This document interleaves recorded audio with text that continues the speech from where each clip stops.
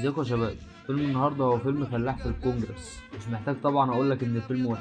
تعالوا بينا نخوض التجربه المريره دي. محمد بك قحطاني، محمد بك قحطاني، محمد بك قحطاني، الذوق المحترم.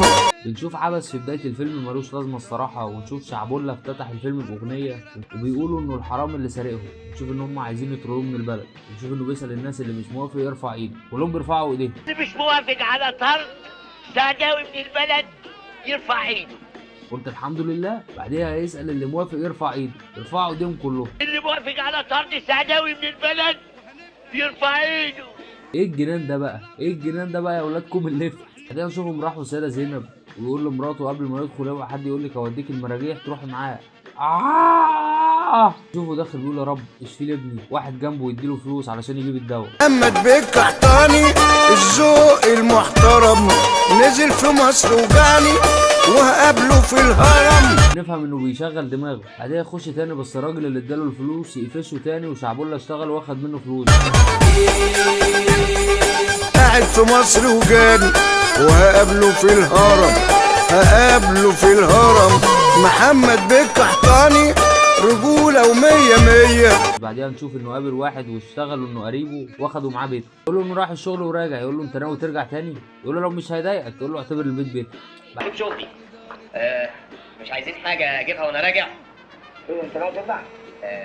بعد إذنك يعني، أوعدكم إني مش هتجل عليكم تاني. بعدين نشوفه راح تاني للسيده والراجل قفشه برضه واداله فلوس. بعدين نشوف انه عايز يفتح عربيه كبده. بعدين نشوف علاء مرسي ونشوى مصطفى في محل عصير وتبقى عايزه تشرب فخفخينه وتقول له انا اعمل الفخ وانت تعمل الخينه. انا عندك، انا اعمل الفخ وانت تعمل الفخينه. رب انا بعت في نفسي كده ليه بس يا رب يا رب.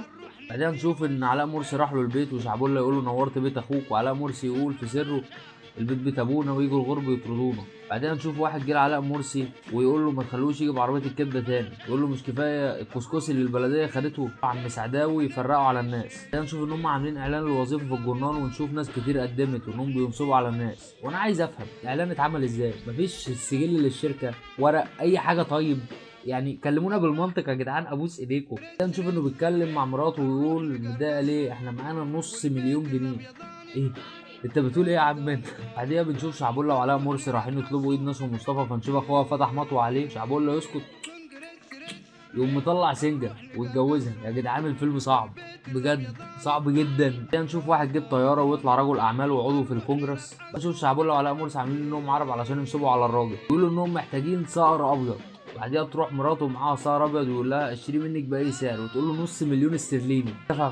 عايز افهم حاجه، نشاطك ايه كصاحب بنزينه ولا بتفول لمين عشان يبقى معاك نص مليون استرليني؟ انت فين انت؟ ولا بتفول انت في مصر يا عم الحاج؟ نص مليون استرليني ايه اللي هتجيبهم؟ بعديها نشوف مشهد مؤثر بين شعبولة وعلاء مرسي، بيقول له انه ضحك عليه، ونشوف علاء مرسي بيقول له انه صدقه علشان نفسه يصدقه وانه عارف انه كان بيضحك عليه.